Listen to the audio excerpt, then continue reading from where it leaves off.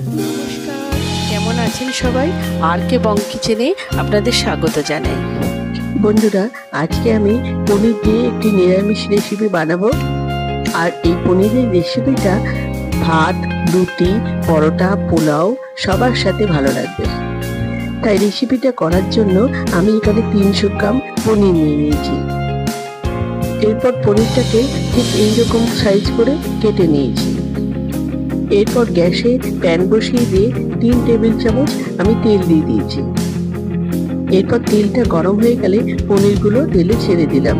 এরপর সামান্য পরিমাণ হলুদ দিয়ে দিলাম আর পরিমাণ মতো নুন দিয়ে নাড়াচাড়া করতে করতে পনিরটাকে লাল লাল করে ভেজে নেব। আমার ভিডিও যদি আপনাদের ভালো লাগে তাহলে লাইক, শেয়ার অ্যান্ড সাবস্ক্রাইব করবেন। এরপর পনিরটা লাল লাল করে ভেজে নেওয়া হয়ে গেছে, পনিরটা তুলে নিলাম।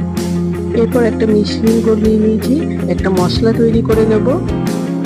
এর মধ্যে 2 চামচ সাদা সর্ষে দিলাম, আপনারা এখানে কালো সর্ষেও ব্যবহার করতে পারেন।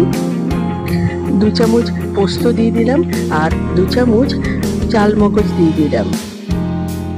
একটা গোটা টমেটো দিয়ে দিলাম আর 3-4টে কাঁচা লঙ্কা দিয়ে দিলাম। এরপরে অল্প জল দিয়ে একটা পেস্ট তৈরি করে নেব। এরপর মশলাটা তেলে ছেড়ে দিলাম, মশলাটা ভালোভাবে কষিয়ে নিতে হবে।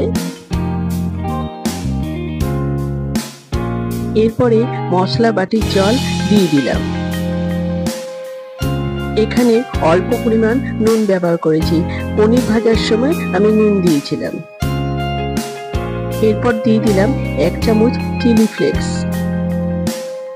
আমি এই রান্নাটাতে মিষ্টি ব্যবহার করব না, চাইলে আপনারা এখানে মিষ্টি ব্যবহার করতে পারেন। এরপরে পনিরগুলোকে দিয়ে ভালো করে মিশিয়ে নেব।